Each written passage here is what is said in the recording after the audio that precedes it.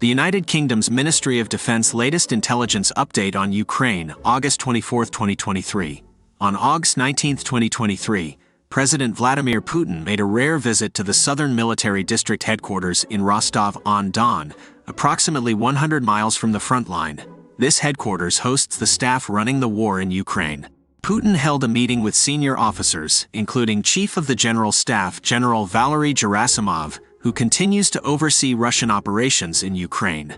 The notorious Wagner Group briefly seized the headquarters in June 2023. Putin likely wishes to project authority and portray military command as functioning normally despite tensions. The Air Force Command of Ukraine update. During overnight rocket strikes across the Dnipro River, the Ukrainian armed forces neutralized a Russian Iskander-K cruise missile. The Institute for the Study of War Russian Offensive Campaign Assessment. Russian President Vladimir Putin likely assassinated Wagner Group financier Yevgeny Prigozhin and other Wagner leaders, disrupting Wagner's operations and independence.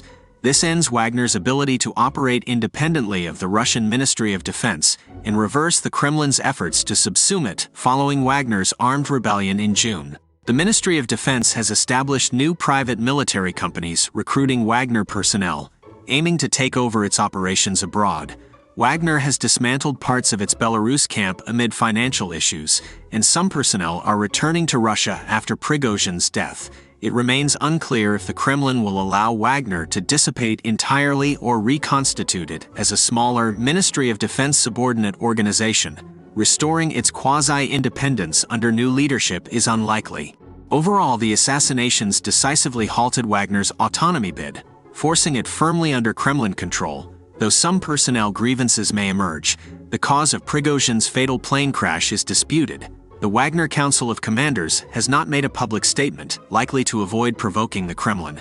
Putin avoids glorifying Prigozhin as a martyr, but the death of Wagner founder Dmitry Utkin may fuel grievances. Most don't link the Kremlin to the assassinations. Ukraine advances closer to Russian defenses in western Zaporizhia, with Russia redeploying forces from Kherson. Putin reiterates anti-Western rhetoric at the summit of Brazil, Russia, India, China, and South Africa despite some dissent. Russia strikes Dnipro city, while Ukraine conducts a limited raid on western Crimea, concerning some Russian military bloggers about defensive vulnerabilities. The Institute for the Study of War key takeaways today. Putin eulogized Prigozhin as loyal despite his rebellion, signaling mistakes outweigh loyalty. The Wagner leadership's silence likely aims to avoid Kremlin backlash. The assassination of Wagner's leaders clearly warns Russia against independent military structures. The information space didn't tie the Kremlin to the attack, limiting blowback. Ukraine continues advancing west of Zaporizhia, while Russia redeploys from Kherson. This further degrades Russia's defenses but spreads forces thin. Russia conducted limited offensives near Bakhmut and Donetsk, trying to regain momentum amid Ukraine's operational initiative. Ukraine also advanced around Bakhmut, keeping pressure on Russia. Overall, the assassination disrupted Wagner's independence bid but avoided a backlash. Ukraine maintains momentum in the south, forcing Russia to weaken defenses elsewhere. Russia seeks gains to offset losses but faces Ukrainian pressure.